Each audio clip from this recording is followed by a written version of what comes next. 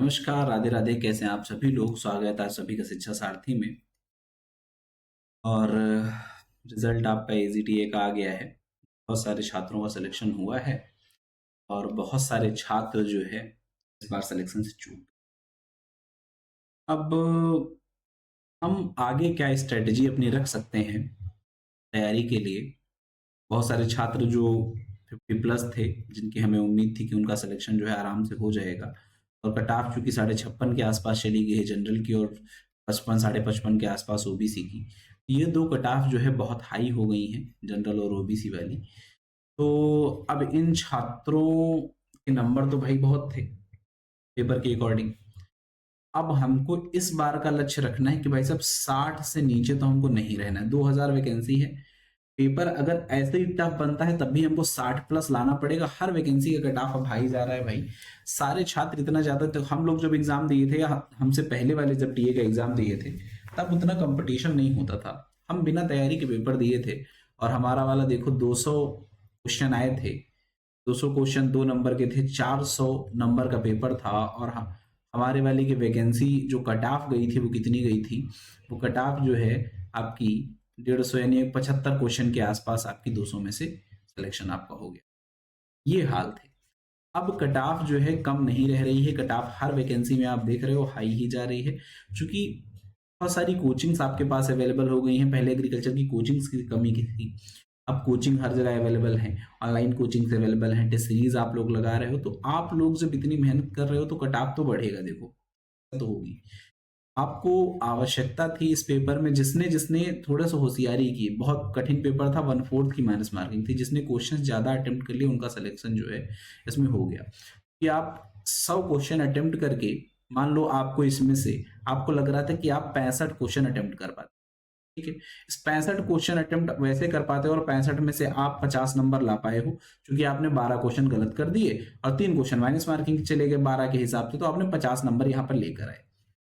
अच्छा, वहीं आप 35 क्वेश्चन और अटेम्प्ट करते, अगर उसमें से आप जो है 15 भी सही कर लेते, 20 गलत करते आप, ठीक है। तो 20 गलत करने के, और फिर 20 के जो है 6 नंबर और 26 नंबर आपके माइनस हो जाते 35 में से, तभी आप जो है क्वेश्चन प्लस में ही रहते, ठीक है। अगर आप जो है इसमें 10 क्वेश्चन भी सही कर लेते, 25 क्वेश्चन गलत करते, तब भी आप 2 नंबर प्लस में होते। तो 1/4 की माइनस मार्किंग में क्वेश्चन ना अटेम्प्ट करना तो एक जो है बड़ी समस्या है। 1/3 की माइनस मार्किंग अगर होती तो आप कम क्वेश्चन अटेम्प्ट करते तो चल जाता। जो खास तौर पे बच्चों में हमने देखा, जिन्होंने बताया मुझे, जिनसे मेरी बात हुई, सबके साथ लगभग सबसे बड़ी समस्या यही देखने को मिली कि उन्होंने क्वेश्चन ही कम अटेम्प्ट किए थे। तो आपको प्रयास करना है, इस बार ये गलती नहीं करनी है। टेस्ट आप लगाओ, पेपर लेंदी बना था, 2 घंटे में लोग पेपर पूरा नहीं कर पाए, उन्होंने क्वेश्चंस कम अटेम्प्ट किए, दूसरी गलती उन्होंने ये की है, ठीक है। तो आपने बहुत सारे, अब ये नहीं कह रहा कि सभी बच्चों में यही गलती होगी, हर बच्चे में जो गलतियां होंगी, हमारी कमियां होंगी, वो अलग अलग होंगी। हमें उन सभी कमियों में सुधार करने की जरूरत है, और आपको आवश्यकता है कि आप नेमरा सुंडा का लगातार रिवीजन करो, अच्छे से तैयारी करो। और इस बार के पेपर में भाई, चूंकि ज्वाइनिंग में बहुत ज्यादा अंतर नहीं होगा दोनों की, तो बेहतर होगा इस बार आप तैयारी अपनी बेहतर कर लो, जिससे आपकी ज्वाइनिंग जो है इसके साथ ही हो जाए। अभी मान लो पहली बाजी तो आप लोग हार गए हो, तो दूसरा मौका मिला है, उसमें नहीं हारना है आपको, ठीक है। हम सीधे पढ़ाई पे फोकस करेंगे, इंपॉर्टेंट पॉइंट्स पे। टीलेस क्या करता है? टीलेस कह रहे हैं इंक्रीज कर देता है वाटर होल्डिंग कैपेसिटी को और इनफिल्ट्रेशन को, और घटा क्या देता है? कह रहे बल्क डेंसिटी। अच्छा, टीलेस होता क्या है? टीलेस मतलब आप समझ लो जुताई है। ये कर्षण क्रियाएं होती हैं, जो भी जुताई और गुड़ाई वगैरह। अब जुताई से कह रहे हैं, जुताई से अब बताओ, खेत में जब जुताई आप कर दोगे तो उसके बाद उसकी पानी ग्रहण करने की क्षमता बढ़ जाएगी।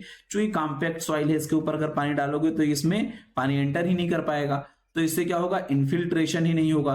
जब इन्फिल्ट्रेशन नहीं होगा तो वाटर होल्डिंग कैपेसिटी नहीं होगी। जब इन्फिल्ट्रेशन बढ़ेगा तो वाटर होल्डिंग कैपेसिटी भी बढ़ जाएगी। जो जुताई आप करोगे, मिट्टी को तोड़ दोगे, पानी ज्यादा नीचे जा पाएगा, इससे इन्फिल्ट्रेशन बढ़ेगा और इसी से वाटर होल्डिंग कैपेसिटी बढ़ जाएगी।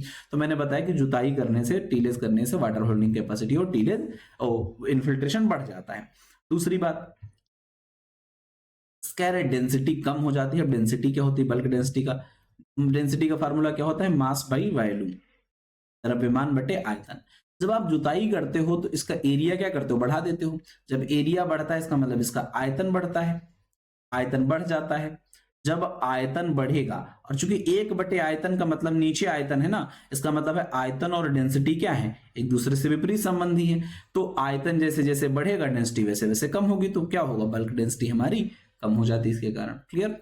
तो मैंने बताया कि जो हमारी टीलेज होती है वो हमारी वाटर होल्डिंग कैपेसिटी और इन्फिल्ट्रेशन को बढ़ा देती है, साथ ही बल्क डेंसिटी या किसी भी density, bulk density, particle density, जो भी है, डेंसिटी को कुल मिला के वो क्या करती है, कम कर देती है। ठीक है, पहली बात ये थी।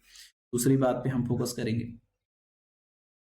Wetland flow is smallest among the wooden flow. जितने भी हमारे लकड़ी के हल आते हैं उनमें वेटलैंड फ्लो सबसे छोटा होता है और इस पडल सॉइल में यूज होता है। इफिशियंसी ऑफ 0.1 हेक्टेयर ऑफ 8 घंटे। कह रहे कितना काम कर पाता है, तो हम इसको हॉर्स पावर में मापते हैं जब, तो हेक्टेयर में मापा जाता है। तो 8 घंटे अगर आप काम करोगे तो 0.1 हेक्टेयर के आसपास जो है इससे जुताई आप कर पाओगे अगर आप वेटलैंड प्लाऊ का यूज करते हो। सबसे छोटा प्लाऊ होता है और ये वुडन लकड़ी का बना हुआ होता है। ठीक है, कितनी इसकी क्षमता है, 0.1 हेक्टेयर। 8 घंटे में काम करोगे 0.1 हेक्टेयर की जुताई आप कर पाओगे, पडलिंग कर पाओगे।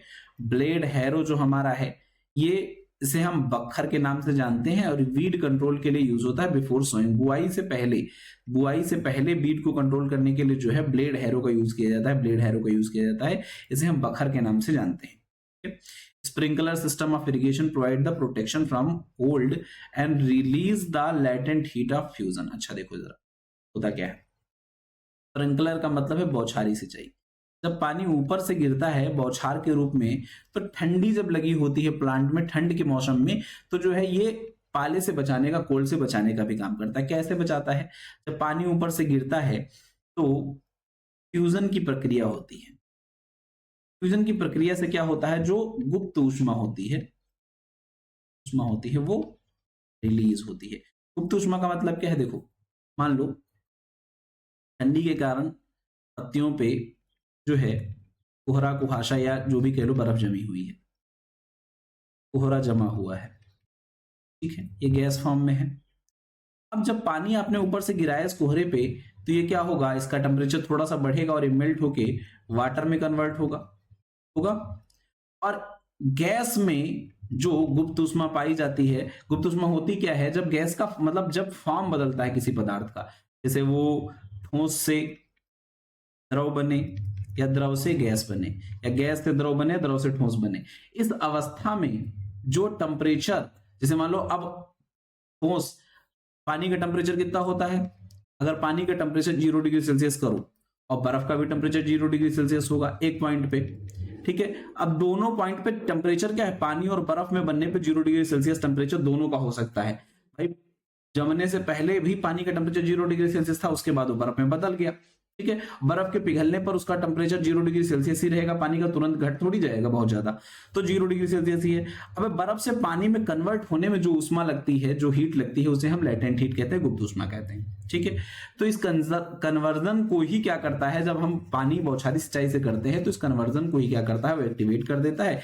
इससे जो हमारी वाष्प वगैरह है वो द्रव में कन्वर्ट होती है, इससे हमारी लेटेंट हीट रिलीज होती है। ठीक है, इससे ये पाले से बचाने में मददगार हो जाता है बौछारी सिंचाई जब हम करते हैं तो।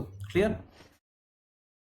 Splitting of pod of fruit is character manner in maturity known as dehiscent। कह रहे हैं splitting of a pod on fruit in characteristic manner at maturity.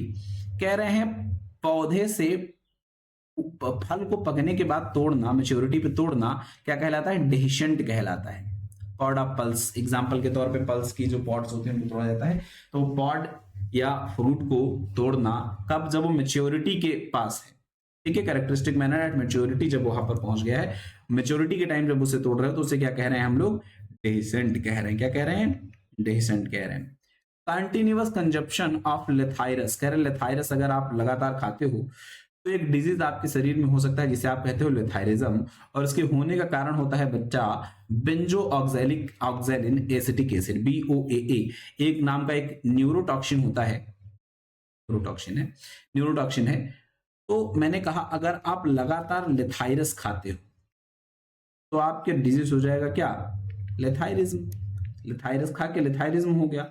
क्यों हो जाएगा? कि लेथाइरस में एक न्यूरोटॉक्सिन पाया जाता है जिसे आप कहते हो बेंजो ऑक्सैलिन एसिटिक एसिड, BOAA। किसमें पाया जाता है? लेथाइरस में पाया जाता है। याद रखिएगा, BOAA किसमें पाया जाता है? लेथाइरस में। कौन सा डिजीज होता है? लेथाइरिज्म हो जाता है। ठीक है। Fertilizer known as preferred to the growing succeeding crop, fertilizer which is preferred to grow succeeding crop in green manure। कौन सी मिट्टी जो है, कह रहे हैं fertiliser is preferred to grow succeeding crop in green manured soil. अच्छा, green manured soil में convert करने के लिए आपको कौन से फर्टिलाइजर्स की आवश्यकता होगी? फास्फोटिक फर्टिलाइजर की आपको आवश्यकता होती है भाई साहब। सक्सीडिंग क्रॉप जो हमारी, मतलब हमने हरी फसल के बाद जो है, कह रहे हैं fertilizer which is preferred to grow succeeding crop in green manure. कह रहे हैं हरी, अगर आपने हरी खाद की फसल कोई लगाई है तो हरी खाद की फसल के बाद आप जो फसल लगाओगे उसमें कौन से फर्टिलाइजर की आपको आवश्यकता ज्यादा होगी? तो आपको फास्फोरस फर्टिलाइजर की आवश्यकता ज्यादा होगी। नाइट्रोजन क्योंकि इससे मिल जाती है हमको, ज्यादातर फास्फोरस की आवश्यकता यहाँ पर ज्यादा होती है इसको ब्रेक डाउन करने के लिए। The cattle consuming grass of low magnesium, अगर मैग्नीशियम की कमी वाला जो है लगातार चारा खाते हैं तो उन्हें हाइपोमैग्नीशियमिया हो जाएगा। देखो, हाइपो और हाइपर दो शब्द हैं। हाइपो हमेशा कम के लिए यूज होता है और हाइपर हमेशा ज्यादा के लिए यूज होता है। तो कह रहे मैग्नीशियम कम खा रहे थे तो क्या हो गया? हाइपो यानी कम, मैग्नीशिया यानी मैग्नीशियम, तो हाइपो मैग्नीशियमिया हो गया इनको, जिसे हम ग्रास टेटिनी डिजीज भी कहते हैं। ये हमारा एओ में आया 2012 का क्वेश्चन है, ध्यान रखना इंपॉर्टेंट, चूंकि आपने एनिमल हस्बेंड्री पूछी भी जानी है तो इसलिए ध्यान रखना। मैग्नीशियम की कमी से क्या हो जाता है? हाइपोमैग्नीशियमिया हो जाता है, हाइपोमैग्नीशियमिया हो जाता है, और इसे हम ग्रास टेटिनी भी कहते हैं। तो आपसे हाइपोमैग्नीशियम में पूछने जाने के चांस कम है। आपसे पूछेगा मैग्नीशियम की कमी वाला चारा खाने से क्या हो जाता है, तो आप याद रखना ग्रास टेटिनी हो जाता है। क्या हो जाता है? Grass tetany. ठीक है, हाइपोमैग्नीशियम है यानी grass tetany. The practice of grazing of animal on the public land is called, कह रहे हैं अगर आप सरकारी भूमि पर जो है चरा कर जानवरों को पाल रहे हो, चराने के हिसाब से, तो उसे क्या कहा जाता है? रेंचिंग कहा जाता है। भारत में कम देखने को मिलता है, और यूएसए वगैरह में, स्विट्जरलैंड वगैरह में बड़े बड़े फार्म, 50-50 हेक्टेयर के फार्म जो है रेंचिंग के लिए छोड़े जाते हैं। चारागाह कहा जाता है इनको, और वहां पर बड़ी मात्रा में जो है खासतौर पे भेड़ों का पालन किया जाता है, और भी बहुत सारे जानवर हैं जिनका पालन किया जाता है, और इससे जो है वो रेंचिंग कहते हैं वहां पर। और जो है स्विट्जरलैंड वगैरह में गाय जो है गाय पाली जाती है, और जो है बाकी यूएसए वगैरह में भेड़ वगैरह का पालन खूब इसी से होता है। रेंचिंग प्रोसेस इसे कहा जाता है। ध्यान रहेगा, रेंचिंग क्या है? जब पब्लिक लैंड पे चारागाह बनाकर जो है पशुपालन किया जाए तो उसे कहा जाएगा क्या? Ranching. Weather is a state और कंडीशन ऑफ एटमॉस्फेयर, कह रहे हैं एटमॉस्फेयर की वह कंडीशन जो किसी दिए हुए प्लेस पर किसी निश्चित समय पे होती है तो उसे वेदर कहेंगे। देखो बच्चा, वेदर और क्लाइमेट दो शब्द हैं। मैं समझाने के लिए साइड वाला पेज यूज करता हूं, क्योंकि अब पीपीटी से नहीं पढ़ा रहा हूं, बहुत समय लगता था पीपीटी बनाने में, इससे आपकी क्लासेस ब्रेक होती थी ज्यादा, तो इसलिए मैं डायरेक्ट पीडीएफ से आपको पढ़ा रहा हूं जिससे मैं क्लासेस जल्दी खत्म कर पाऊं। ठीक है, और इसके बाद आपको यूपी भी पढ़ाना है पेपर से पहले, इसलिए मैंने सोचा कि अब देखो, मैं बात कर रहा था, मैंने कहा एटमॉस्फेयर की कंडीशन, एटमॉस्फेयर की कंडीशन की हम बात करेंगे। एटमॉस्फेयर की कंडीशन को प्रभावित करने वाले कारक होते हैं, जैसे टेम्परेचर है, रेनफॉल है, ह्यूमिडिटी है, ये ज्यादा महत्वपूर्ण है, तीन ह्यूमिडिटी है। अब इन तीनों की बात अगर हम करें और एक निश्चित क्षेत्र की बात कर लें, जैसे भारत में उत्तर प्रदेश के लखीमपुर जिले की हम बात कर लें जहां हम रह रहे हैं, इस जिले की हम बात कर लें, इस जिले में आज का टेम्परेचर, रेनफॉल, ह्यूमिडिटी कैसी रही है ये, और ये कितने समय तक हम बात करें, 24 घंटे, 48 घंटे, मतलब निश्चित समय के लिए। तो निश्चित क्षेत्र है, निश्चित समय है, वो भी कम समय है, कम क्षेत्र है। ठीक है, कम समय है, कम क्षेत्र, ध्यान रखना। निश्चित का मतलब बहुत कम है, नियत भी एक तो निश्चित है, ऊपर से कम है। और इसमें जो एटमॉस्फेयर के कारक हैं, मौसम के कारक हैं, टेम्परेचर है, रेनफॉल है, ह्यूमिडिटी है, ये सब हमारे पर्टिकुलर एक क्षेत्र में एक समय के लिए जैसे रहते हैं उसे हम क्या कहते हैं? वेदर कहते हैं। वेदर मतलब क्या हो गया? मौसम। ठीक है, तो एटमॉस्फेयर की कंडीशन गिवन प्लेस में गिवन टाइम पर। अच्छा, फिर जलवायु क्या बला है? यही सेम चीजें हैं सब, बस क्या है? एरिया बड़ा होगा, टाइम स्पैन बड़ा होगा। जब एक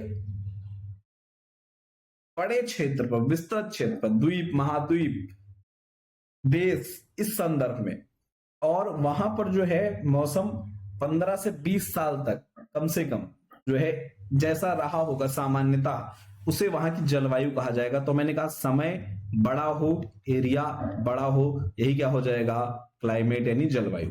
ठीक है, मतलब कह सकते हो कि एक बड़े क्षेत्र पर पाया जाने वाला मौसम जलवायु कहलाता है। जिसे अगर देखा जाए तो तुम्हारे यहाँ मौसम, भारत में मौसम कितने होते हैं, 4 होते हैं भाई। बरसात होती है, गर्मी होती है, सर्दी होती है, बसंत होता है।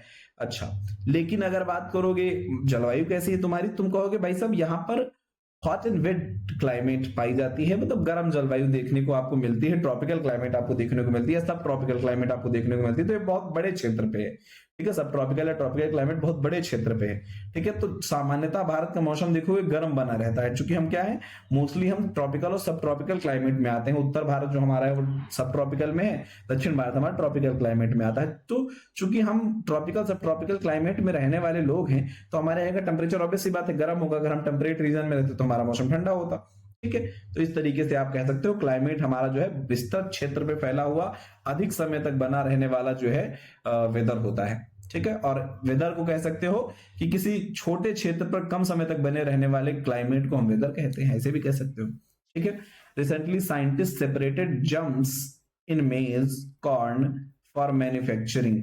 भाई साहब कॉन्ट्रासेप्टिव्स बनाने के लिए जो है साइंटिस्ट ने कुछ जम्स को मेज से जो है अलग किया है कॉन्ट्रासेप्टिक्स बनाने के लिए। ठीक है, कॉन्ट्रासेप्टिक्स बनाने के लिए जो है मेज से अलग किया है जम्स को। ठीक है, हाल ही में एक और खोज हुई है, ये थोड़ा सा हटके है, हालांकि ये ब्रीडिंग में आएगा आपके, लेकिन अभी याद आ गया है चूंकि अभी ये 2-4 दिन से न्यूज में है, करंट अफेयर्स में है, तो मैंने सोचा आपको यहाँ बता ही देता हूँ थोड़ा सा इसके बारे में भी। देखो जरा क्या मैं बात करने वाला हूँ।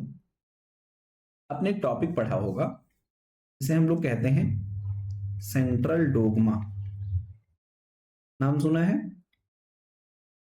में दिया है ब्रीडिंग वाले पोर्शन में, हिमरासुंडा में सेंट्रल डोगमा किसने दिया था? क्रिक ने इसकी खोज की थी। वाटसन और क्रिक वाले जो क्रिक हैं वही हैं ये, उन्होंने इसकी खोज की थी। इसमें इन्होंने 2 कॉन्सेप्ट होते थे। इन्होंने कहा था कि जो डीएनए होता है, डीएनए जो है ये कोड लिखता है आरएनए के लिए, और एमआरएनए जो होता है ये प्रोटीन बनाने का काम करता है, इसके लिए मैसेंजर का काम करता है।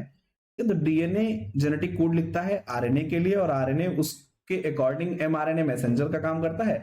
आरआरएनए उस प्रोटीन को एमिनो एसिड्स ला के देता है, रेप्लिकेटिंग टीआरएनए उसको एमिनो एसिड ला के देता है, और आरआरएनए उसको बनाता है। ठीक है, तो आरआरएनए जो है खासतौर पे प्रोटीन का निर्माण करता है। इस तरीके से हम लोग ऐसे काम करते हैं। इस पूरे प्रोसेस को सेंट्रल डोगमा कहा जाता था। डीएनए से एमआरएनए तक मैसेज का जाना कहलाता था क्या? ट्रांसक्रिप्शन। ये बोलते थे हम लोग ट्रांसक्रिप्शन। और एमआरएनए से प्रोटीन का बनना कहलाता था ट्रांसलेशन। पूछा जाता है, दोनों चीजें पूछी जाती है, याद रखना। डीएनए से एमआरएनए ट्रांसक्रिप्शन है, एमआरएनए से प्रोटीन जो है ट्रांसलेशन है। वन वे रूल था ये अभी तक। अब इन्होंने कहा है अच्छा एक और हो सकता था, एमआरएनए से डीएनए बन जाता था जिसे हम रिवर्स ट्रांसक्रिप्शन कहते थे। ट्रांसक्रिप्शन रिवर्स हो सकता था, लेकिन कभी भी प्रोटीन से एमआरएनए या प्रोटीन से डीएनए नहीं बनता था। हाल ही में जो खोज हुई है उसमें इन्होंने इसको रिवर्स कर दिया है, प्रोटीन से एमआरएनए और प्रोटीन से ही डीएनए बनाने तक की भी बात कर दी है। ठीक है, अब इस प्रोसेस को रिवर्स कर दिया गया है, रिवर्स सेंट्रल डोगमा आप इसे कह सकते हो, जो है ये हाल में खोजा गया है। करंट अफेयर की न्यूज, इसलिए मैंने आपको बता दिया, क्योंकि आप में ये टॉपिक दिया हुआ भी है, इंपॉर्टेंट है, इसलिए आपसे पूछा जा सकता है। थोड़ा सा इसको ध्यान रखना, आप अपने दिमाग में बैठा के रख लेना। India rank first in production of consumption of sugar in the world. कह रहे चीनी के उत्पादन में और खपत में, दोनों में ही भारत क्या है, पहले नंबर पे आता है। टोबैको कंट्रीब्यूशन की बात करें तो मैक्सिमम एक्साइज रेवेन्यू हमको जो है एग्रीकल्चर कमोडिटीज में किससे मिल रहा है? एक्साइज रेवेन्यू जो सरकार को मिलता है सबसे ज्यादा तंबाकू से मिल रहा है। India is only country to have developed grown hybrid cotton commercially, कह रहे हाइब्रिड कॉटन को बनाने वाली और उत्पादन करने वाली कमर्शियल लेवल पे इंडिया पहला देश है। कर्नाटका जो है लार्जेस्ट कॉफी प्रोड्यूसिंग है, कर्नाटका में कॉफी बहुत ज्यादा होती है। China is the largest producing and consuming of tobacco, China जो है उत्पादन और कंजप्शन में तंबाकू के टॉप पे है। हम चीनी के उत्पादन और कंजप्शन में टॉप पे है, चाइना तंबाकू के उत्पादन और कंजप्शन में टॉप पे है। World where India has the third position, Bharat जो है उत्पादन में तीसरे स्थान पर जो है तंबाकू के है। फेनिल मर्क्यूरिक एसीटेट, पीएमए जिसे आप बोलते हो, phenyl mercuric acetate is a chemical used in agriculture crops. PMA जो है यूज किया जाता है क्यों? रिड्यूस ट्रांसपीरेशन के लिए। पीएमए हमारा क्या करता है? फेनिल मर्क्यूरिक एसीटेट क्या करता है? ये एंटी ट्रांसपेरेंट होता है, एक तो ट्रांसपीरेशन को कम करता है यानी वाष्पीकरण को कम करता है, प्लांट से वाटर के लॉस को कम करता है। पीएमए याद रहेगा, पीएमए हमारा क्या करता है? वाटर लॉस को कम करता है। ज्वार, ज्वार हमारा जो होता है जिसे आप कैमल क्रॉप भी कहते हो, इसे किंग ऑफ कोर्स सीरियल भी कहा जा सकता है। सोरघम बाइकलर इसका साइंटिफिक नेम है, सोरघम बाइकलर इसका साइंटिफिक नेम है। ठीक है, ज्वार कैमल क्रॉप कहा जाता है क्योंकि सबसे कम पानी चाहने वाली फसलों में से एक है। हालांकि बाजरा इससे भी कम पानी चाहता है, लेकिन सोरघम को हम कैमल क्रॉप बोलते हैं, किंग ऑफ कोर्स सीरियल भी बोलते हैं, मोटे अनाजों का राजा भी बोलते हैं इसे। India is the second country after China to have commercialise the hybrid rice, कह रहे हैं इंडिया दूसरी, चाइना के बाद में जो है इंडिया दूसरी कंट्री जिसने हाइब्रिड राइस को कॉमर्शलाइज किया है। HD 2329 वेराइटी ऑफ व्हीट, गेहूं की वेराइटी HD 2329 जो है ये मैक्सिमम प्रोडक्शन करती है। हरित क्रांति के टाइम पे HD 2329 ने सर्वाधिक उत्पादन दिया और इसके कारण जो है इसे हम जानते हैं HD 2329 को। ठीक है, plant rectangularly, plant to plant distance और रो टू रो डिस्टेंस जो है ये हमारा देखना होता है। P2P कितना है और R to R row to row कितना डिस्टेंस है, इसे हम प्लांट रेक्टेंगुलरिटी कहते हैं। ठीक है, अच्छा इसके बाद अगर हम चर्चा करें, in water erosion 3 meter deep और मोर देन 18 मीटर वाइड गली को हम स्मॉल गली के नाम से जानेंगे। किस नाम से जानेंगे? स्मॉल गली। अगर गली की गहराई, देखो वाटर इरोजन की बात हम कर रहे थे, इसकी बात कर रहे हैं हम लोग, वाटर से होने वाला इरोजन। इरोजन क्या होता है? मिट्टी का कटाव पानी के कारण अगर हो रहा है। कई प्रकार होते हैं, पहला प्रकार इसका जो होता है उसे हम कहते हैं स्प्लैश इरोजन। क्या कहते हैं? Splash erosion. स्प्लैश इरोजन क्या होता है? टपक से जब बरसात हुई तो एक बूंद यहां पर पानी गिरा, एक बूंद गिरने से यहाँ की मिट्टी हट के इधर उधर हो गई, ये हमारा क्या हो गया? स्प्लैश इरोजन हो गया। ठीक है, दूसरा इरोजन इसमें जो होता है उसे हम बच्चा बोलते हैं क्या? Sheet erosion. शीट इरोजन में क्या होता है? जैसे मान लो ये हमारी सबसे ऊपर वाली जो परत है, पानी के बहाव के कारण ये ऊपर वाली परत बह गई। क्योंकि ऊपर वाली परत में सर्वाधिक फर्टिलाइजर्स पाए जाते हैं, इसलिए शीट इरोजन हमारा क्या होता है? एग्रीकल्चर के लिए सबसे ज्यादा नुकसानदायक है। एग्रीकल्चर के लिए सर्वाधिक लॉस जो है किसमें होता है? शीट इरोजन में होता है। दूसरा इरोजन होता है बच्चा रिल इरोजन। क्या होता है? रिल इरोजन। रिल में क्या होता है? जब आप देखोगे, कई बार आपने देखा होगा जहां पर जो है तेज बहाव होता है, तो बहाव जब रुक जाता है तो उसके बाद मिट्टी पे आप देखते होगे कुछ ऐसे उंगलियों जैसी संरचनाएं, जैसे लगता है उंगलियों से किसी ने ऐसे खींच दिया। ये खेत था हमारा और इस पे ऐसे दिखेगा आपको कि पतली पतली गहरी जो है उंगलियों से लग रहा है किसी ने खुरच दिया है, उसे हम रिल इरोजन कहते हैं, उस टाइप का इरोजन। और जब ये उंगलियां और बड़ी मोटी हो जाती हैं तो उसे हम गली इरोजन के नाम से जानते हैं। किस नाम से जानते हैं? गली इरोजन के नाम से। वे गलियां जो हैं ये सबसे खतरनाक इरोजन है। ठीक है, एग्रीकल्चर के लिए नहीं, नॉर्मली मिट्टी के लिए ही सबसे खतरनाक इरोजन, क्योंकि इसमें मिट्टी का कटाव बहुत ज्यादा होता है।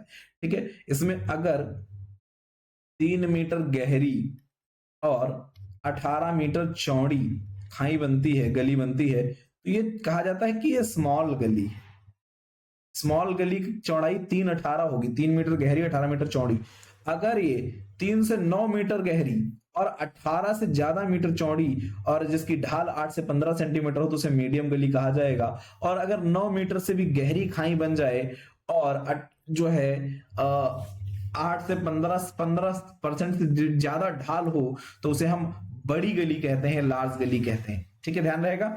3 मीटर गहरी है तो 3 मीटर गहरी है तो स्मॉल है, 3 से 9 मीटर गहरी है तो मीडियम है, 9 मीटर से ज्यादा गहरी है तो वो लार्ज गली है, बड़ी गली है। ठीक है, ध्यान रखिएगा। गली इरोजन मैंने बताया स्प्लैश सबसे छोटा इरोजन होता है, इसे हम टपक बोलते हैं। टपक इरोजन, जब पहली बार बूंद टपके, बूंद बूंद इरोजन भी इसे कहा जाता है। ठीक है, तो जब ये पहला बूंद टपकता है उसके कारण जो है जो मिट्टी हटती है उसे हम स्प्लैश इरोजन के नाम से जानते हैं। पहली अवस्था है, फिर सीट होता है, फिर रिल होता है, फिर गली होता है, इसे आप ध्यान रखना। The direction from which wind are coming is called, कह रहे जिधर से हवा आ रही है उसे क्या कहते हैं, विंड वार्ड साइड कहते हैं। और हम हवा को इसी के नाम से जानते हैं जिधर से हवा आ रही होती है। जैसे अगर आप एग्जाम्पल के तौर पे नाम ले, आप गांव में आपने सुना होगा कि आज पछुआ पवन चल रही है, पछुआ चल रहा है। ठीक है, पछुआ पवन का मतलब क्या है कि ये किधर से आ रही है, पश्चिम तरफ से आ रही है। ठीक है, इसका मतलब है ये पश्चिम डायरेक्शन है, हवा ऐसे चल रही होगी, इधर से आ रही है वो पछुआ है, इधर से आ रही होती तो क्या होती, पुरवैया होती। पूरब की तरफ से आ रही है तो पुरवैया, पश्चिम की तरफ जा रही है लेकिन आ किधर से रही है, पूरब की तरफ, तो जिधर से आ रही है उसे हम विंडवार्ड साइड कहते हैं। और हवाओं का नाम अक्सर उसी के नाम से रखा जाता है, विंडवार्ड साइड के नाम से।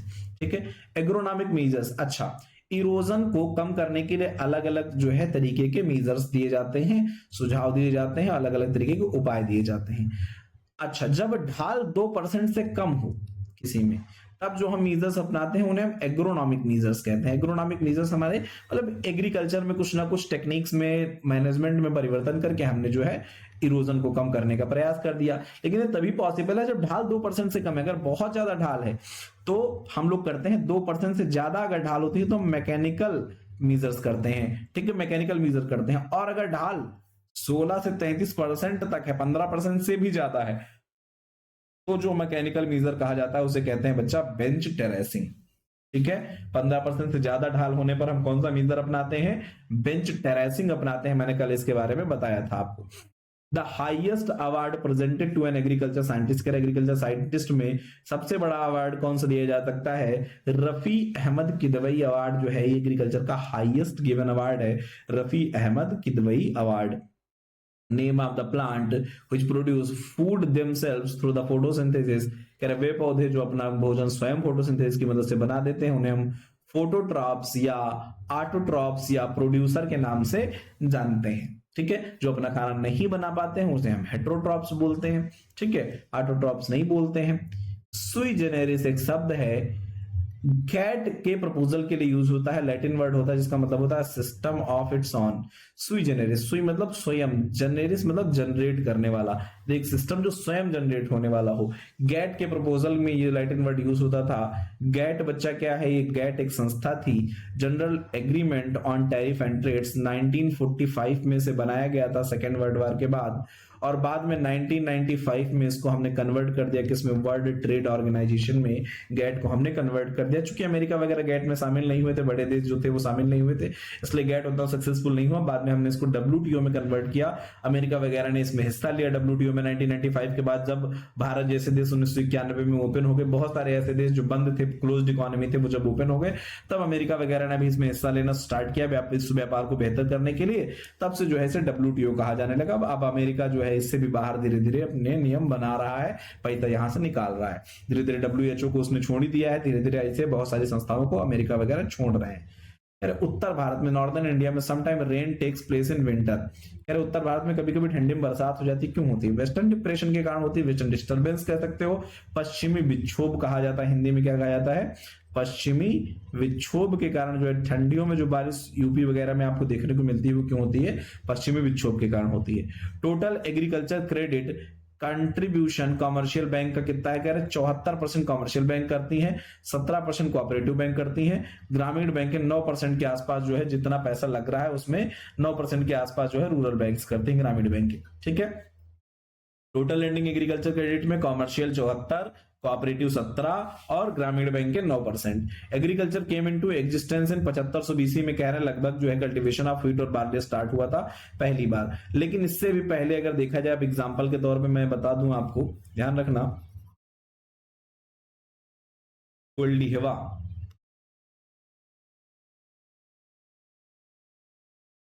अगर आपसे पूछे चावल के पहले साक्ष्य कहां से मिले हैं तो कोल्डिहवा से मिले हैं।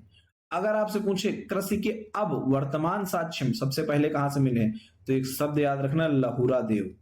और क्यों याद रखना, क्योंकि है भी संत कबीर नगर यानी यूपी में। संत कबीर नगर यूपी के लहुरादेव में चावल के सबसे पहले, वैसे इससे पहले हम कुलडीहवा मानते थे जो कि हमारा इलाहाबाद के पास कौशाम्बी के पास है, जो है यूपी में ही, ये भी इसे हम पहला साक्ष्य मानने लगे थे चावल का। लेकिन उससे भी पहले हम मानते थे कि गेहूं और बार्ले हमारा जो है कहाँ हुआ था, सबसे पहले मेहरगढ़ में। ठीक है, मेहरगढ़ में, ये पाकिस्तान में आज के टाइम पे है। ठीक है, लेकिन आज की खोज जो हुई है उसके अकॉर्डिंग लहुरादेव हमारा जो है ये सबसे प्राचीनतम एग्रीकल्चर का भी साक्ष्य है, सबसे प्राचीनतम चावल का साक्ष्य है। ठीक है, 9000 बीसी के आसपास, ये 7500 बीसी है, उससे भी 1500 साल पहले जो है चावल के साक्ष्य हमको मिले लहुरादेव से, जो अभी वो 9000 बीसी के आसपास के हैं। ठीक है, ध्यान रखना इस चीज को, अगर कभी पेपर में आ जाए तो लहुरादेव हमारा आप कृषि का प्राचीनतम साक्ष्य है, अगर मेहरगढ़ नहीं दिया है तो। ठीक है, ध्यान देना इस चीज पे। तो ऐसे क्वेश्चन बनाएंगे नहीं, कंफ्यूजिंग, जीएस का पेपर होगा तभी ये क्वेश्चन बनेंगे आपके, एग्रीकल्चर में नहीं बनाना चाहिए इसको। Minimum support price various crop are recommended by the commission on agriculture cost and price, CACP.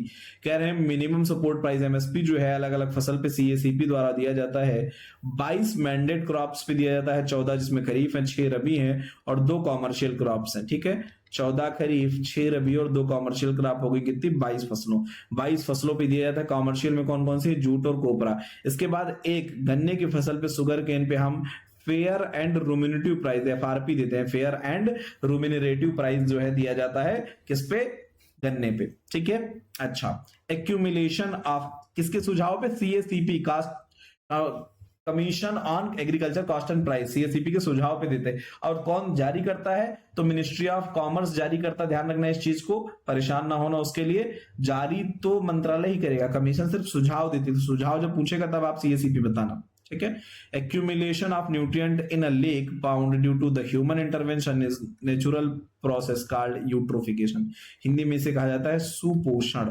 क्या बोला है, देखो ये नदी है हमारी, ठीक है, अब आप ये खेत वगैरह है, आपने यहाँ पर जो है फर्टिलाइजर वगैरह डाला, आपने यहाँ एनपीके डाल दिया, ये धीरे धीरे कटा हुआ मिट्टी का और ये बहकर नदी तक पहुंच गया।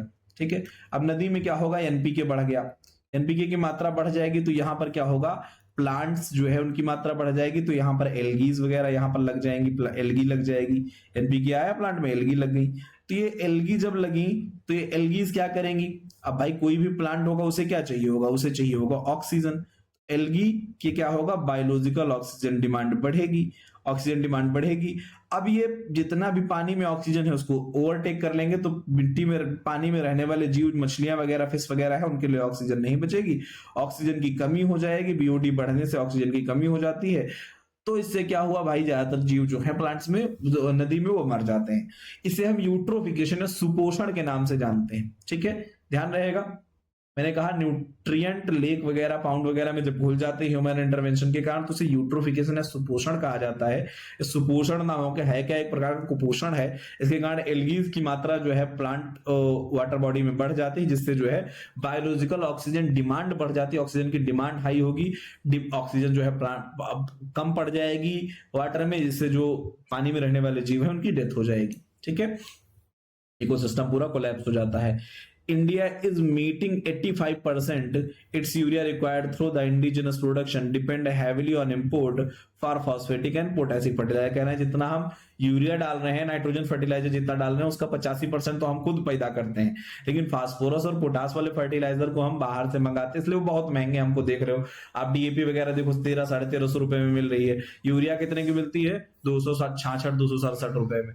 ठीक है, अच्छा, in India urea is being provided to the farmer on statutory notified MRP file. Phosphatic and potassic fertilizer are concerned at government to implementing nutrient based subsidy scheme। 1/4/2010 से जो है NBS nutrient based subsidy scheme के तहत जो है इनको provide किया जाता है। Under this scheme subsidy is provided to each grade of subsidised phosphorus and potassium fertiliser depending upon the nutrient content. तो सबको जो है सब्सिडाइज किया गया है अलग अलग फर्टिलाइजर को, जिसमें उसमें न्यूट्रिएंट की कंटेंट के अकॉर्डिंग जो है सब्सिडीज प्रोवाइड की गई है। Over the year contribution of agriculture on GDP India का इकोनॉमी में डिक्रीज हो रहा है, घट रहा है, अच्छी बात होती है।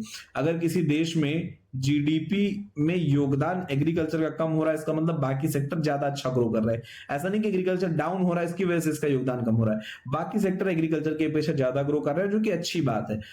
जितनी कम पॉपुलेशन एग्रीकल्चर में लगेगी, किसानों को उतना फायदा होगा और ज्यादा से ज्यादा लोग जो है हमारे सेकेंडरी और टर्सरी सेक्टर में जब लग जाएंगे, यानी उत्पादन में लग जाएंगे, इंडस्ट्री में लग जाएंगे और सेवा क्षेत्र में लग जाएंगे, तो उतना हमारे लिए फायदा होगा। इंडिया में समस्या बड़ी ये हुई कि एग्रीकल्चर के बाद हम सीधे सर्विस सेक्टर की तरफ बढ़ गए। हम खेती कर रहे हैं, नहीं तो फिर नौकरी कर रहे हैं। हमने उत्पादन इंडस्ट्री की बात ही बंद कर दी। गांव के क्षेत्र में कोई इंडस्ट्री लगा के उत्पादन करना नहीं चाहता है, या तो वो चाहता है एग्रीकल्चर करेगा, खेती करेगा, नहीं तो वो फिर सीधे क्या करेगा, सर्विस करेगा, जॉब करेगा, जॉब नहीं करेगा दुकान खोलेगा, वो भी एक सर्विस है, डॉक्टर बन जाएगा वो भी एक सर्विस है, टीचर बन जाएगा वो भी एक सर्विस है। तो हमने क्या किया, एग्रीकल्चर के बाद हम सीधे टर्सरी सेक्टर पे चले गए, सेकेंडरी सेक्टर का इंडिया में फोकस नहीं किया गया, जिसके कारण जो इकोनॉमी बीच बीच में प्रॉब्लम में नजर आती है इंडिया की। ठीक है, जॉब क्रिएट नहीं होती सर्विस सेक्टर में, आप जॉब प्रोवाइड नहीं कर पाओगे उतने लोगों को जितना आप जो है सेकेंडरी सेक्टर इंडस्ट्री में कर पाओगे।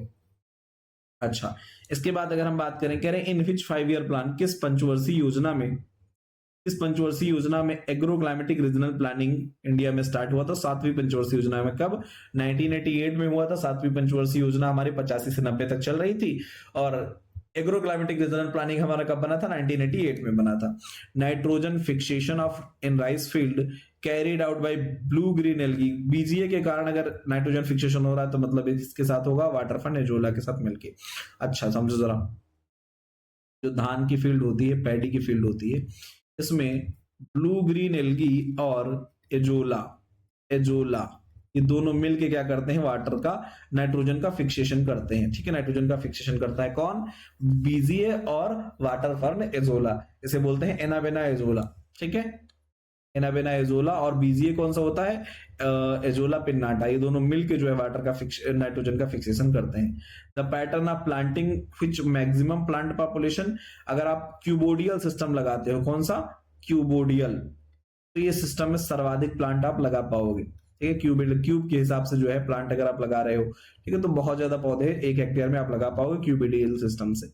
Cultivation of such crop which have different natural habit in zero competition is known as parallel cropping, क्या कहते हैं, cultivation of which crop which has different natural habit, अगर उसकी डिफरेंट नेचुरल हैबिट है और जीरो कंपटीशन है तो हम पैरेलल कहेंगे। पैरेलल का मतलब है दो लाइनें सीधी चल रही हैं, एक दूसरे से टच ही नहीं कर रही, कोई दिक्कत ही नहीं दे रही है।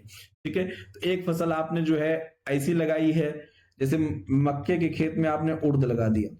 ठीक है, अब मक्के को न्यूट्रिएंट कब चाहिए होगा, मक्के को न्यूट्रिएंट चाहिए होगा भाई साहब 35 से 40 दिन पे, इसको चाहिए होगा 50 से 60 दिन पे।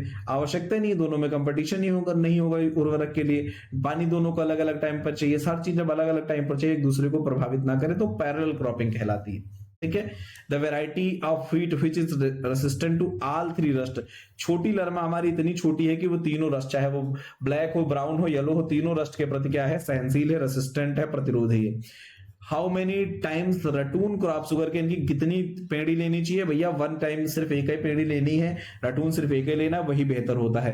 कल्टीवेशन ऑफ 2 और more then 2 crop in different height, कह रहे अलग अलग ऊंचाई वाली, अलग अलग हाइट वाली फसलों को एक साथ उगाना, 2 से अधिक फसलों को एक साथ उगाना जिनकी अलग अलग हाइट है, उस एक ही लैंड पे हम उगा रहे हैं, तो उसे हम क्या कहेंगे, मल्टी स्टोरीड, बहुमंजिला खेती कहते हैं। अलग अलग मंजिल बना दिए ना, बहुमंजिला खेती हो गई। ठीक है, nursery area required for seedling on the 1 hectare rice field, 1 hectare rice field की नर्सरी कितना चाहिए, 1/10 चाहिए होता है, तो 0.10 हेक्टेयर के आसपास चाहिए होगा। Tip burn of paddy is due to oxygen और नाइट्रोजन सबमर्ज कंडीशन के कारण जो है पैडी में क्या हो जाता है, टिप बर्न हो जाता है, क्योंकि ऑक्सीजन की कमी हो गई है, तो सबमर्ज कंडीशन में नाइट्रोजन की भी कमी हो जाएगी, इससे टिप बर्न देखने को मिलेगा।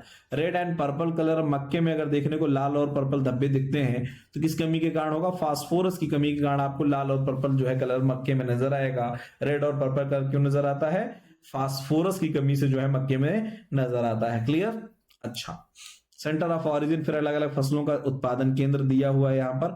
अब इसकी जो है हम लोग आगे पढ़ाई जो है नेक्स्ट क्लास में करेंगे, आज हम लोग इतना ही रखते हैं, फिर मिलते हैं कल, तब तक के लिए शुभ रात्रि आप सभी को।